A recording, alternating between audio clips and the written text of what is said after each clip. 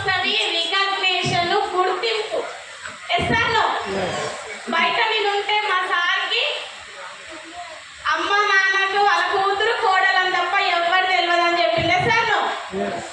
కానీ గుర్తింపు తెచ్చే ప్రయత్నం కోసం మనము పనిచేయకపోతే 100 సంవత్సరాలు మనం బ్రతికినా మన పక్కింటి వాళ్ళు కూడా మనల్ని గుర్తుపట్టారండి. సో అర్థమైంది కదా? అంటే చూడండి, ఈ 3 మరి ఎక్కడ ఉంటాయని అంటే ఆరోగ్యం, ఆనందం, ఆదాయం. ఆ గుర్తింపు అనేది ఓన్లీ వెస్టీజ్లోనే ఉన్నది.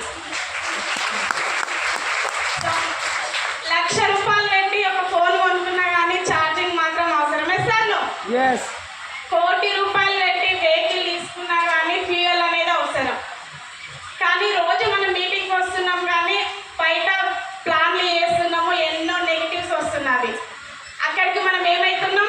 నా మాట ఎవరు వింటలేరు, నాకు తెలుసు అంటారు అని అంటారు. ఎస్ఆర్లో వెస్టీజ్ అనేది 2004లో స్టార్ట్ అయింది కాబట్టి అందరికీ తెలుసు.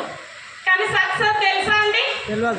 30 రూపాయల టికెట్ ఇచ్చి ఈరోజు ఇంత మంచి సక్సెస్ అనేది చూసినాము.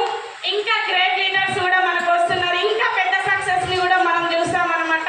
So take care, right decision. Thank you. Wish friends, good afternoon. నా పేరు హరీష్.